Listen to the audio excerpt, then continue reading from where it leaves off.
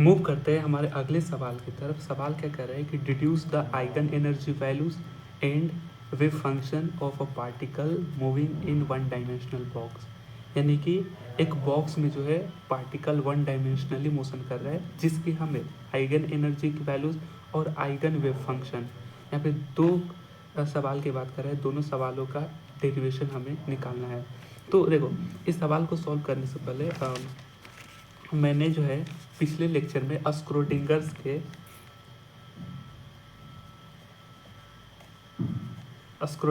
के time independent और dependent दो फॉर्मूला डिराइव किए थे। तो यहाँ पर हमें स्क्रोडिंगर्स के टाइम इंडिपेंडेंट का फॉर्मूला चाहिए। क्या होता था स्क्रोडिंगर्स का टाइम इंडिपेंडेंट का फॉर्मूला? ये क्या होता था? Del square psi upon del x square plus 2m upon h cut का square E minus V psi is equal to 0। ये स्क्रोडिंगर्स का टाइम इंडिपेंडेंट का ये फॉर्मूला हमें चाहिए। अच्छा, पार्टिकल इन अ बॉक्स क्या कर रहा है उसको ज़रा समझ लेते हैं कि यहाँ पर जो बताया जा रहा है कि एक पार्टिकल जो है इस बॉक्स के अंदर, ठीक है, वन डायमेंशनली मोशन कर रहा है, यानी कि एक ही साइड में मोशन कर रहा है लीनियर। तो यहाँ पे हमें एक कंसेप्ट ध्यान में रखने की ज़रूरत है कि जब भी पार्टिकल जो बॉक्स के अंदर है उसके अंदर की पोटेंशियल एनर्जी 0 होती है and outside the box potential energy infinite होती है। Outside the box potential energy infinite होती है। ये बात हमको ध्यान में रखना है, ठीक है। और यहाँ पे देखो, पार्टिकल का इनिशियल पोजीशन x बराबर 0 से x बराबर l लेंगे, और जो विड्थ है इस बॉक्स की विड्थ वो l होगी, यानी पार्टिकल 0 to l इस बॉक्स के अंदर मूव कर रहा है। तो ये कुछ कंडीशन हमने देख रही है, क्या कि पार्टिकल इस बॉक्स के अंदर लीनियर मोशन कर रहा है, उसके अंदर की पोटेंशियल एनर्जी 0 है बॉक्स के, और outside the box potential energy infinite है। यहाँ पे स्क्रोडिंगर्स का टाइम इंडिपेंडेंट का ये फॉर्मूला लेंगे। देखो, यहाँ पे पार्टिकल जो है लीनियर यानी वन डायमेंशनल मोशन कर रहे थे, इसलिए यहाँ पे हम लीनियर लेंगे, एक ही डायरेक्शन वाले फॉर्मूला का लेंगे। यहाँ पे वैसा मत करना कि del square upon x del x square plus del square upon del y square plus del square upon del z square, वो नहीं होगा। वन डायमेंशनल मोशन कर रहे थे, ये फॉर्मूला का यूज करेंगे। आप पूछोगे एक तो डिपेंडेंट फार्मूला भी है, लेकिन डिपेंडेंट फार्मूला हम नहीं लगाएंगे। डिपेंडेंट फार्मूला होता क्या था? देखो, डिपेंडेंट फार्मूला की बात करें तो उसकी फार्मूला क्या था डिपेंडेंट का? ये था डिपेंडेंट टाइम डिपेंडेंट, ठीक है, डिपेंडेंट, ठीक है। टाइम डिपेंडेंट का फॉर्मूला क्या था? I h cut del psi upon del t is equal to minus h cut square upon 2m, ठीक है, del square psi upon del x square, इस तरीके से प्लस में वी साई। यहाँ पे देखो, पार्टिकल जो है हमारा मोशन कर रहा है, मोशन कर रही है यानी कि एक डायमेंशन में मोशन कर रहे थे। यहाँ पे डायमेंशन की बात नहीं की जा रही है, यहाँ पे टाइम की बात कर रही है, टाइम डिपेंडेंट की। और दूसरी चीज़ ये पोटेंशियल इसमें है, पार्टिकल जो है इनसाइड द बॉक्स इसकी पोटेंशियल 0 आउटसाइड इन्फिनिटी है। तो ये वाला फॉर्मूला ज़्यादा अप्रोप्रिएट है, कन्फ्यूज मत होना। मैं भी कन्फ्यूज था कि दो फॉर्मूला थे, लेकिन हम टाइम इंडिपेंडेंट वाले लेंगे, ठीक है। तो ये कुछ सीन है। तो अब आगे बढ़ते हैं। We are ready for understanding this derivation, ठीक है। तो इस तरीके से बॉक्स है, इसके अंदर की पोटेंशियल 0 है, इसके आउटसाइड का पोटेंशियल इन्फिनाइट है, और ये 0 to l मूव कर रहा है, यानी विड्थ ऑफ बॉक्स की l है। तो यहाँ पे देख लेते हैं, let's consider a particle moving inside box along the x direction from x बराबर 0 to x to l, ठीक। l is the width of the box, ये भी करेक्ट है। यहाँ पे क्या आ रहा है कि inside the box potential energy 0 and outside the box potential energy infinite है। यहाँ पे बिल्कुल simple, we know that the wave equation of Schrodinger's for a particle, यानी किसी पार्टिकल के लिए स्क्रोडिंगर्स का वेव फंक्शन क्या था? तो ये टाइम इंडिपेंडेंट वाला ये फॉर्मूला यूज़ करना है। यहाँ पे del square psi upon del x square plus 2m upon h cut square into E minus V into यहाँ पे साई, ये फॉर्मूला हो गया, ठीक है। इजी है, सिंपल। अब देखो, since particle inside the box है, तो मैंने बताया था कि इनसाइड द बॉक्स है तो उसकी पोटेंशियल एनर्जी 0 होती है।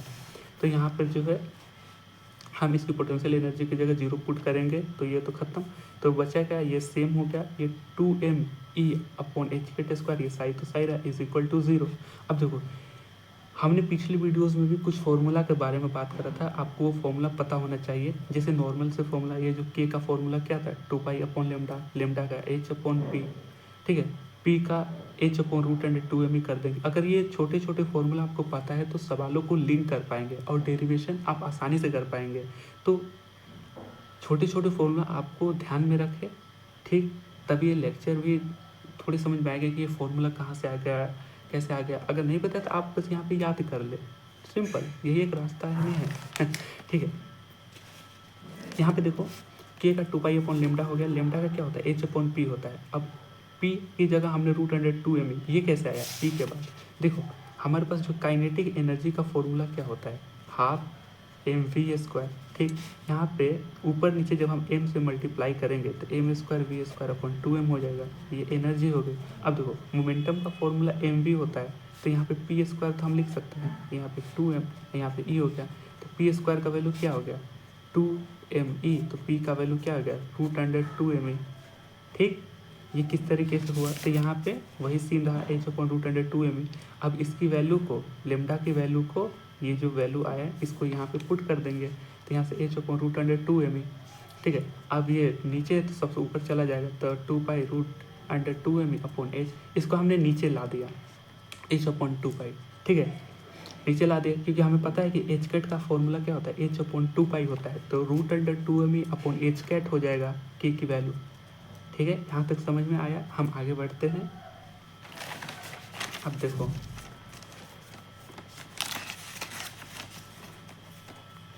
देखो ये जो इनसाइड द बॉक्स था पोटेंशियल, हमने इसकी 0 करा था, इसको हमने इक्वेशन 1 माना है, ठीक है।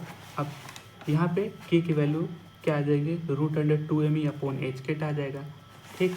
अब जैसे ही k का स्क्वायर करेंगे तो k का स्क्वायर करेंगे तो रूट कैंसिल, 2me/h², इसको हमने इक्वेशन 2 कंसिडर करेंगे। अब देखो 2me/h², ये जो फॉर्मूला है, पार्टिकल जो बॉक्स के अंदर था उसकी पोटेंशियल 0 कर देती है, तो ये ∇²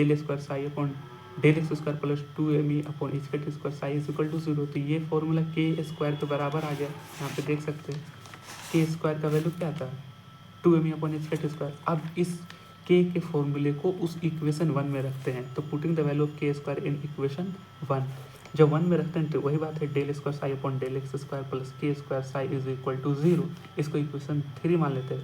अब यहाँ पे एक नया चीज़ आता है जो आपको याद करना है, क्या करना है कि जो ये इक्वेशन 3 है इसका जनरल सॉल्यूशन का एक फॉर्मूला होता है, जो साई एक्स का जो इस टर्म में निकलता है a sin kx plus b cos kx, ये ध्यान रखना, ये एक फॉर्मूला इंपॉर्टेंट है, जनरल सॉल्यूशन ऑफ इक्वेशन 3। और यहीं से हमारे पास क्या आएगा, आइगन एनर्जी की और आइगन फंक्शन दोनों की वैल्यू निकाल पाएंगे, ये एक इम्पोर्टेंट फॉर्मूला है, ठीक है। आइगन एनर्जी किस तरीके से निकालेंगे वो भी देखते हैं। तो यहाँ पर जो इक्वेशन 2 था ना, k²/2me, यही आइगन एनर्जी है, तो आइगन एनर्जी इसको En बोलेंगे, लेकिन हमारे पास एक अननोन वेरिएबल ये k है, k का वैल्यू निकाल पाएंगे तो आइगन एनर्जी निकल जाएगी, और ये जो साई एक्स है इससे हमारा आइगन फंक्शन भी निकल जाएगा। तो ये एक इंपॉर्टेंट फॉर्मूला है, बस याद रख लेना कि the general solution of equation 3 क्या है, साई एक्स बराबर a sin kx plus b cos kx, ठीक है। यहाँ पे 2 कंडीशन है, देखना, जो जनरल सॉल्यूशन हमने माना था, ठीक है, साई एक्स जो है क्या था, a sin kx plus b cos kx। यहाँ पे बाउंड्री के 2 कंडीशन लगाना, ठीक है। पहला क्या है, जैसे कि पार्टिकल जो है यहाँ से जो इसकी इनिशियल पोजीशन 0 से लेकर फाइनल L तक जा रही है, तो इसमें 2 कंडीशन हो गए, अगर x का वैल्यू 0 है तो आप साई का वैल्यू 0 ले लेना, अगर दूसरी कंडीशन क्या, अगर x का वैल्यू L रहा तो साई का वैल्यू भी 0 ले लेना। दोनों कंडीशन में साई का वैल्यू 0, और कंडीशन क्या, पार्टिकल 0 से मैक्सिमम L तक ही मूव कर रहा है, तो ये दोनों कंडीशन इसमें आप अप्लाई करना, तो हमारे पास जो है वैल्यू निकल के आएगी क्या, जब x का वैल्यू 0 और साई का वैल्यू 0, तो 0 रखा तो a sin k0 b cos k0, cos 0 का 1 होता है तो b बच गया, ये साइन खत्म, साइन 0 0, तो b का वैल्यू 0, इक्वेशन 5 मान लिया इसको, ठीक। दूसरी कंडीशन x का वैल्यू l, तो देन साई का वैल्यू 0, तो x का वैल्यू a साइन के एल, और b तो इक्वेशन 5 से आया तो ये तो 0 हो जाएगा, b कोस के एल का जो वैल्यू जो है इक्वेशन 5 के हिसाब से 0 आ गया, तो ये तो खत्म, बचा क्या a साइन के एल इज इक्वल टू 0। ठीक, यहाँ पे ध्यान देना कि जो a है यहाँ पे देखो कि जब b हमारा 0 आ गया है तो a का वैल्यू ऑब्वियसली है, ये तो आप कह ही सकते हो कि a का वैल्यू 0 नहीं होना चाहिए। अगर a का वैल्यू 0 होता तो ये इक्वेशन एग्जिस्ट नहीं करता, तो ये कंडीशन सेटिस्फाई हो रही है, तो a का कुछ वैल्यू होगा, कांस्टेंट है ये, तो ये 0 हो जाएगा, तो साइन के एल की वैल्यू 0। अब देखो साइन किसकी वैल्यू जो होती है, मतलब साइन जो होता है वो 0 पर एन पाई पर 0 डिग्री होता है, ये ध्यान में रखना है। साइन का एंगल जो है एन पाई पर 0 डिग्री होता है, तो के एल के बराबर हम एन पाई लिख सकते हैं इस तरीके से, यानी यहाँ पर हमको इस तरीके से बढ़ सकते हैं कि साइन के एल यहाँ पे आगे थोड़ा बढ़ जाए is equal to sine n pi पर 0 होता है, तो जब ये है तो के एल के बराबर एन पाई हम ऑब्वियसली लिख सकते हैं, तो के का वैल्यू आ गया यहाँ पे, के का क्या आया 6, इसको इक्वेशन मान लिया, एन पाई अपॉन एल आ गया, तो इसी जनरल सॉल्यूशन से हमने दो वैल्यू निकाल पाएंगे। के का आ गया तो देखो यहाँ पे जो इक्वेशन 2 है यहाँ से आइगन एनर्जी इसको बोल सकते हैं, तो के का वैल्यू रखेंगे तो हमारे पास आइगन एनर्जी आ गया, और जनरल सॉल्यूशन में ये जो साई एक्स का है यही आइगन फंक्शन है, आइगन फंक्शन, तो ये जो के का वैल्यू है और जो बाउंड्री कंडीशन में b 0 है, दो कंडीशन आ गई। अब इन दोनों को जब हम इक्वेशन 4 में रखेंगे तो हमारे पास आइगन फंक्शन की वैल्यू आ जाएगी, तो रखते हैं पुटिंग द वैल्यू ऑफ के इन इक्वेशन 4 ये रहा, देखो साइन एक्स ये आइगन फंक्शन आ रहा है, ए sign n pi x upon L हो जाएगा, प्लस बी कोस N pi x upon L हो जाएगा, लेकिन बी क्या है, बी फ्रॉम इक्वेशन 5 से क्या है 0 है, तो ये खत्म, तो ये वेव फंक्शन या आइगन फंक्शन क्या हुआ, आइगन फंक्शन इसको बोलना, वेव नहीं आइगन फंक्शन, आइगन फंक्शन हमारे पास क्या आएगा, आइगन फंक्शन ही साइन एक्स, इसको इस तरह से डिनोट करते हैं ए sign n pi x upon L, तो इस तरीके से हमारा आइगन फंक्शन आ गया। ठीक है, अब आइगन एनर्जी निकालना है उसको देखते हैं। अच्छा, कई बार क्या होता है कि आइगन फंक्शन में यहाँ पे ए का कुछ वैल्यू भी होता है, इसकी वैल्यू को भी निकालेंगे, ठीक है, उस एग्जाम में पूछा जा सकता है। ठीक, तो आगे बढ़ते हैं, पहला आइगन एनर्जी निकालेंगे, दूसरा जो आइगन फंक्शन आया है इस आइगन फंक्शन में ए का वैल्यू निकालेंगे। ठीक है, देखिए आगे के सॉल्यूशन, यहाँ पे देखो अब हमारे पास क्या है, now finding the equation of eigen energy. तो इक्वेशन 2 में हमने के स्क्वायर का वैल्यू निकाला था 2me upon H square from equation 2। अब ई इज आइगन एनर्जी, तो इसलिए ई को हम आइगन एनर्जी मान सकते हैं, तो हमने ई को एक जगह रख दिया और बाकी सारे टर्म को उस साइड भेज दिया, तो के स्क्वायर एच स्क्वायर अपॉन में 2m। अब हम जानते हैं कि एच का फॉर्मूला h अपॉन 2 पाई होता है, करेक्ट। के का वैल्यू जो है एन पाई अपॉन एल, ये फ्रॉम इक्वेशन 6 देख सकते हैं, यहाँ पे इक्वेशन 6 से हमने निकाला, जो बाउंड्री कंडीशन लगा कर निकाले थे। तो इसी के वैल्यू को जब हम यहाँ पे रखेंगे तो एच का भी वैल्यू का फॉर्मूला हमें पता है, ठीक, के का भी वैल्यू निकल गया, तो आइगन वैल्यू तो आसान आ गया। यहाँ पे कुछ कैलकुलेशन करा, जैसे कि के स्क्वायर था तो यहाँ पे n square pi square upon l square हो जाएगा, एच का एच अपॉन 2 पाई है तो h square upon 4 pi square, ये 1/2 नीचे था, तो इसको कैंसिलेशन करके आइगन एनर्जी की फाइनल वैल्यू क्या आ गया, n square h square upon 8ml square. ये भी आसान था, जहाँ पे एन क्या है 1 2 3 4। अब देखो यहाँ पे बस एक डायग्राम बना देना कि where eigen energy level of a particle shown below. यहाँ पे एक डायग्राम बना दें कि जो ग्राउंड लेवल है यहाँ से एक लेवल ऊपर जाएगा तो एनर्जी 1 हो जाएगी, दूसरी लेवल पार्टिकल की एनर्जी E2 हो जाएगी, तीसरी E3 हो जाएगी, और इनका वैल्यू 1 2 3 लेते जाना। इनका जब 1 पुट करेंगे तो यहाँ पे देखो 1 पुट करेंगे तो h square upon 8ml square, 2 put करेंगे तो 4h square upon 8ml square, तो 4 E1 लिख सकते हैं, E1 की जो वैल्यू, फिर 3 रखा सिमिलरली तो 9 E1 हो सकता है, ये सिंपल। ठीक, अब यहाँ पे क्या करते हैं, हमें पास आइगन फंक्शन की वैल्यू जो है ये आ गई है, इसको आइगन फंक्शन बोल सकते हैं, लेकिन हमें अब ए का भी वैल्यू निकालना है, तब हम बोलेंगे कि फाइनल आइगन फंक्शन हमारे वैल्यू आ जाएगी। तो finding the equation of eigen function, ठीक है, जो आइगन फंक्शन है हमें यहाँ पे ए का वैल्यू निकालते हैं। यहाँ पे एक कंसेप्ट आपको ध्यान में रखना है, वो क्या है, नॉर्मलाइजेशन लगाना है। ये जो इक्वेशन 7 है ना, इसका नॉर्मलाइजेशन लगाना है, तो इस तरीके से करना, using the normalization of equation 7। ठीक, इक्वेशन 7 नॉर्मलाइजेशन का ये फॉर्मूला बस आपको ध्यान में रखना है किस तरीके से करना है। जो आइगन फंक्शन है उसका स्क्वायर करना है, बराबर 1 लिखना है, और इंटीग्रेशन माइनस इन्फिनिटिव से इन्फिनिटिव जा रहा है। तो ये नॉर्मलाइजेशन का एक जनरल फॉर्मूला ये होता है। लेकिन हमारे पास क्या है, आइगन फंक्शन ये ए sign n pi x upon L है। ठीक, यहाँ पे देखना कि बाउंड्री कंडीशन में क्या था, एक शुरुआती में जो था 0 और मैक्सिमम एल तक जा रहा है, तो लोअर लिमिट अपर लिमिट 0 से एल हो जाएगा। तो ये बस इंटीग्रेशन का पार्ट रहा। ए स्क्वायर इधर जाए तो ए स्क्वायर ये होगा, तो इसको हमने बाहर कर लिया। अब बचा क्या, sine square n pi x upon l d x is equal to 1। यहाँ पे 1 था फॉर्मूला में, 1 ही रखना है यहाँ पे। देखो कोस 2x 1 minus 2 sine square, trigonometry का फॉर्मूला यहाँ पे अप्लाई हो रहा है। तो साइन स्क्वायर एक्स का फॉर्मूला क्या होता है, 1 अपॉन कोस 2x अपॉन 2, यानी जो एंगल है इसका डबल x अपॉन 2 करना है 1 माइनस में। तो यहाँ पे इस तरीके से 1 माइनस कोस डबल x है तो डबल 2n पाई एक्स अपॉन एल अपॉन 2, ये फॉर्मूला में अपॉन 2। अब यहाँ पे 2 भी कॉन्स्टेंट, इसको भी हमने बाहर ले लिया। अब इसको जो 1 माइनस कोस 2n पाई एक्स अपॉन एल है, इसको हमने 2 पोर्शन में ब्रेक कर दिया। बिल्कुल, यहाँ पे dx हो गया, 0 से l जा रहा है इंटीग्रेशन। यहाँ पे कोस 2n पाई एक्स अपॉन एल, अभी 0 से l जा रहा है। अब देखो कोस एक्स का इंटीग्रेशन क्या होता है, साइन एक्स होता है। तो ये जो टर्म है साइन, ये टोटल एंगल, और जो इसमें कांस्टेंट है मल्टीप्लिकेशन में जो कांस्टेंट आता है उसको डिवाइड में ले लेते हैं। और जब डिवाइड में लेंगे तो 2n पाई अपॉन एल होगा। तो इसको मल्टीप्लिकेशन में लेंगे तो नीचे वाला l ऊपर आ गया और अपॉन में 2n पाई। ठीक, जैसे इस तरीके से होता है कि मान के चलो हमारा इंटीग्रेशन चाहिए कोस 4x का, तो कोस x का इंटीग्रेशन होता है साइन x, तो साइन 4x, और जो यहाँ पे कांस्टेंट है जो मल्टीप्लिकेशन में है उसको हम अपॉन में कर देते हैं इस तरीके से, जैसे कि कोस 4x अपॉन 3। तो कोस x का इंटीग्रेशन क्या होता है, साइन 4x अपॉन 3, और जो ये जो कांस्टेंट टर्म है इसको हम डिनोमिनेटर में लिख देते हैं। तो कुछ इस तरीके से ही था, यहाँ पे साइन करा और इसको डिनोमिनेटर में जो वैल्यू आएगी ये 2n पाई अपॉन एल, तो फिर मल्टीप्लाई करा तो वो अपोजिट हो गया, उल्टा हो गया।